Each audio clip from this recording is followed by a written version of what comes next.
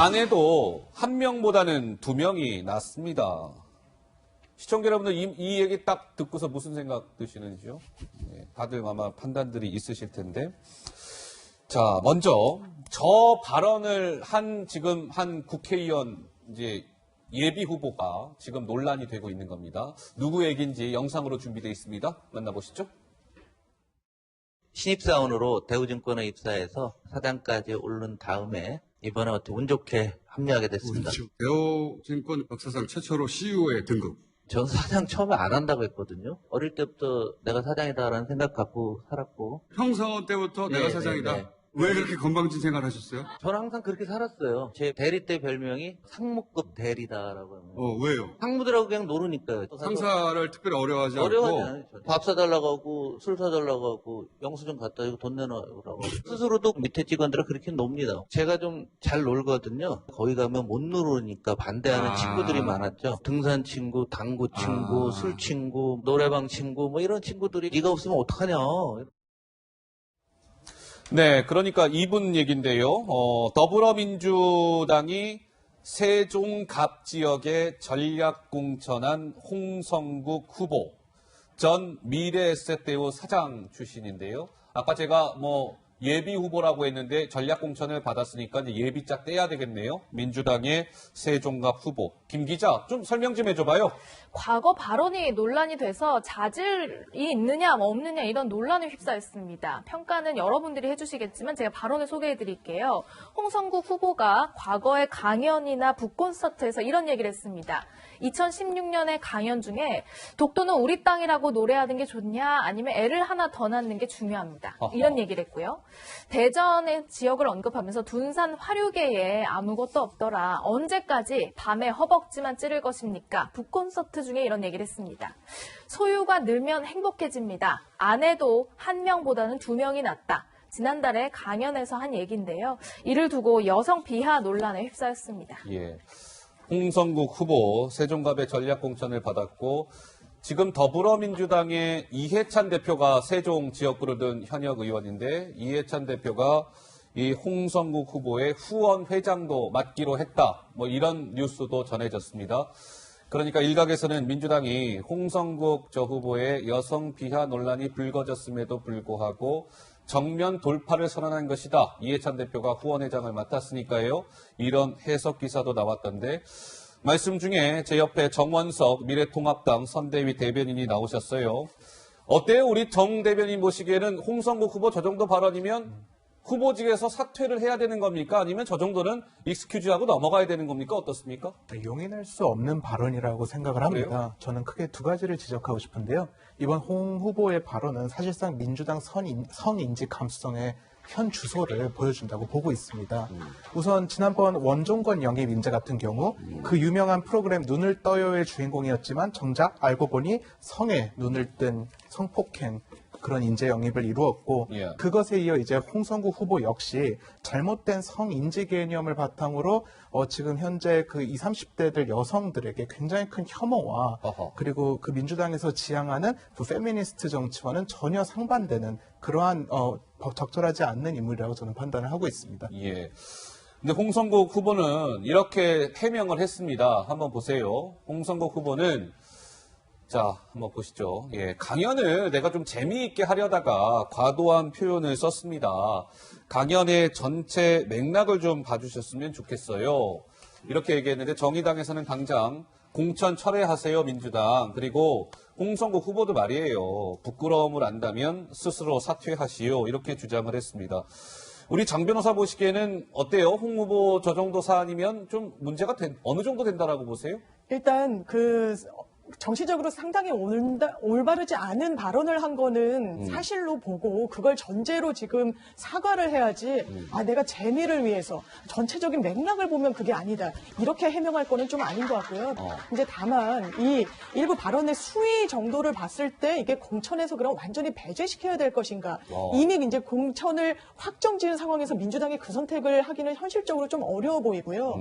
그렇지만 이제 사과를 할 때 진정성 있게 내가 이걸 재미를 위해서 이거 재미있지도 않고 재미를 아하. 위해서 한 것처럼 보이지도 않습니다. 아이고야. 오히려 이런 사과가 더 어떤 본인의 온당하지 않은 인식을 이제 드러내는 걸로 또 이제 받아들여질 수가 있으니까 예. 진정성 있게 사과하고 선거를 치를 거면 그 전제에서 치러야 되는 상황 아닐까 이런 생각합니다. 자, 홍성국 후보에 이어서 더불어민주당의 지금 공동선대위원장 중에 황희두라는 분이 있습니다. 프로게이머 출신이에요. 프로게이머 출신. 잠시 후에 이제 영상도 나오겠지만.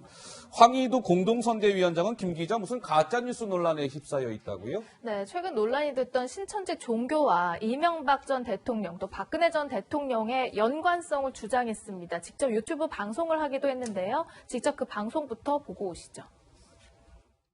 신천지가 새누리당 박근혜 대선 후보와도 연루돼 있다는 문제가 제기되기도 했었고요. 국가 사업으로 만들어 세계가 부러워하는 신천지를 만들겠습니다, 여러분. 이 이명박 씨가 얘기했던 주장들 이런 것들을 보면 저는 솔직히 말해서 절대 떼어낼 수 없다고 봅니다.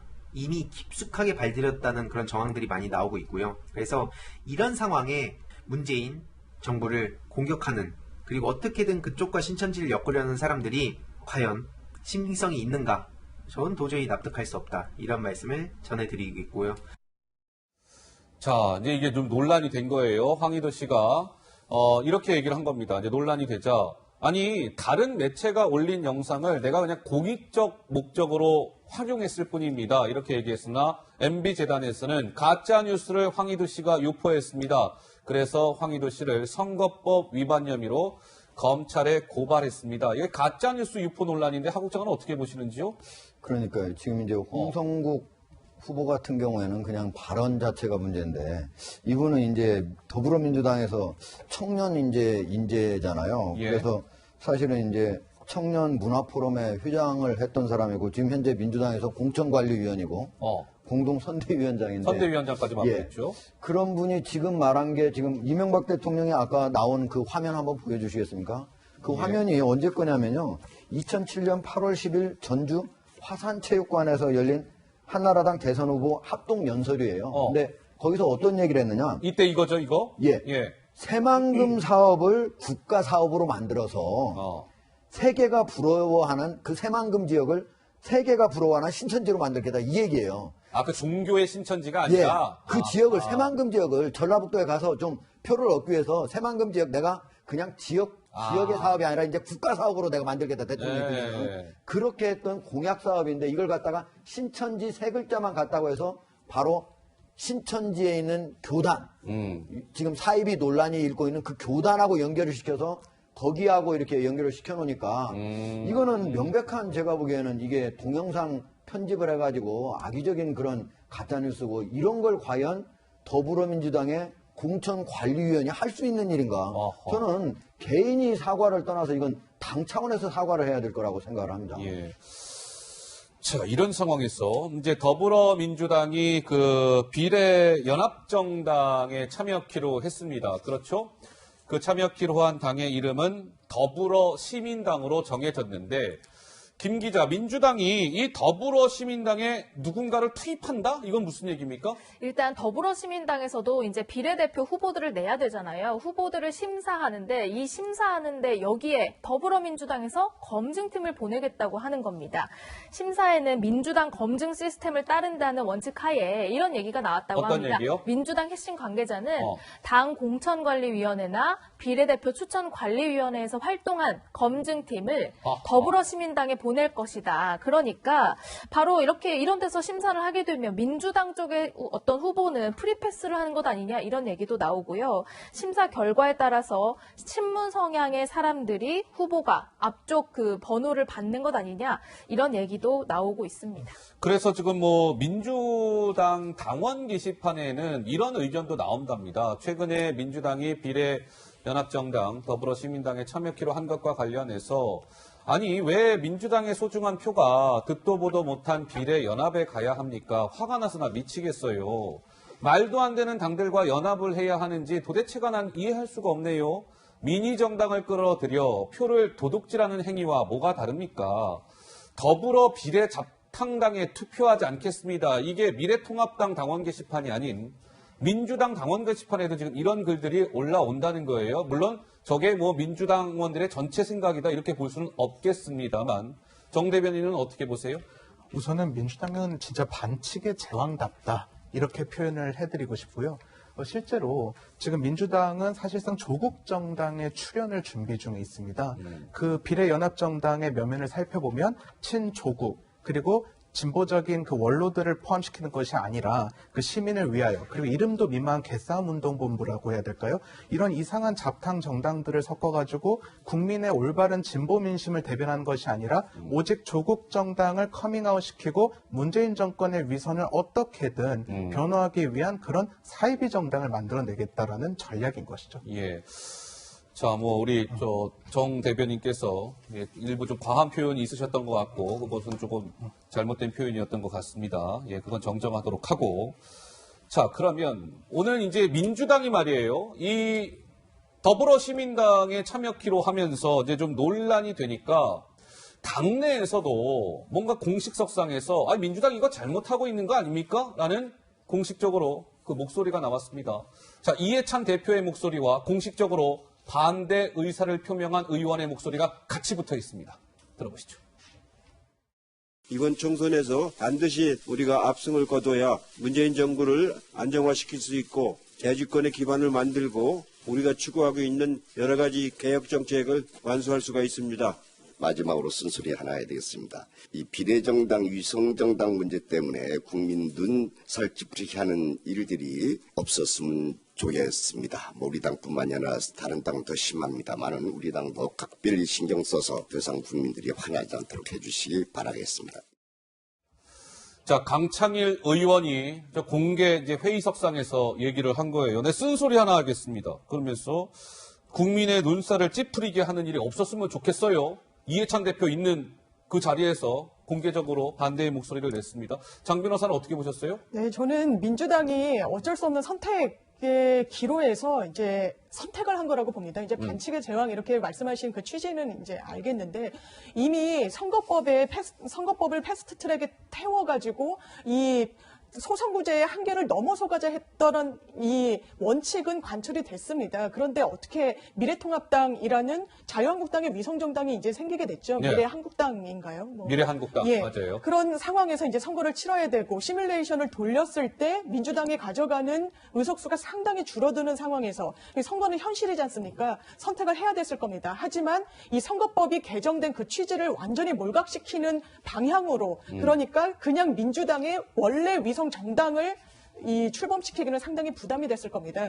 그런 상황에서 여러 이 소수 정당들과의 연합체를 구상할 수밖에 없었을 걸로 보이고요. 예. 물론 말씀하신 것처럼 일부 소수 정당들의 경우 이 정치색이나 어떤 정체성 이런 부분에 있어서 문제점이 있고 그에 따라서 당원들 사이에서도 문제제기가 있는 것 같습니다. 그렇기 때문에 공당으로서 민주당이 어떤 검증 체계를 우리의 체계 내에서 한번 검증을 해보겠다라고 예. 하는 것이 뭐 친문을 분별하거나 조국 수호 세력을 걸러내려고 한다거나 이런 선거를 제대로 치르면 민주당이 그런 선택을 할 수 없겠죠. 예. 그래서 저는 어떤 수순으로 가고 있는 게 아닌가 이런 생각이 듭니다. 네, 하국장 말씀하세요.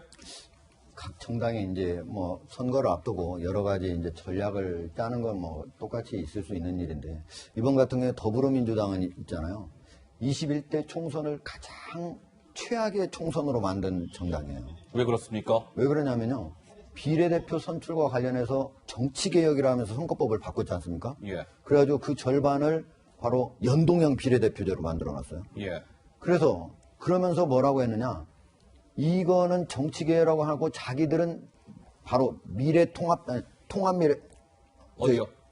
미래통합당. 예, 미래통합당. 비례당은 미래한국당. 하도 많이 바뀌니까 제가 이게 예, 헷갈리는데. 미래통합당. 미래통합당에서 따로 비례당을 만들 때, 미래한국당을 만들 때, 예. 그때 안 만들겠다고 했잖아요. 근데 그걸 한 번 뒤집었습니다. 그리고 난 다음에는 두 번째는 뭐라고 했어요?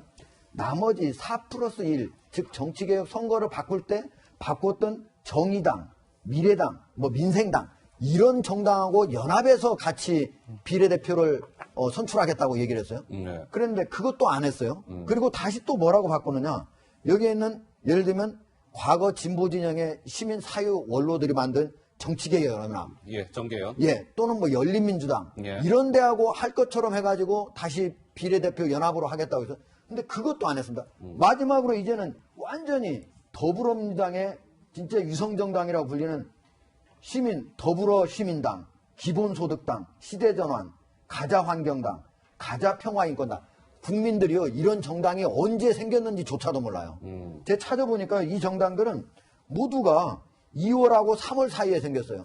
유일하게 가자평화인권당만 2016년. 강제동원 위안부 인권정당이라고 해서 2016년에 만들어졌지만 예, 예. 최근에 이름을 가자평화인권당으로 바꿨습니다. 그렇습니까? 말 그대로 더불어민주당의 유성정당이 되기 위해서 그냥 이 5개 정당이 그냥 저절로 만들어진 거예요. 예. 이렇게 정치를 해가지고 과연 국민들한테 더불어민주당 비례대표 찍어달라고 여기다가 과연 이렇게 호소를 할 수 있을까? 한 표로 예. 호소할 수 있을까? 저는 집권 정당으로서 대한민국 정치를 이렇게 희화화한 데 대해서 먼저 사과를 해야 된다고 생각을 합니다. 알겠습니다.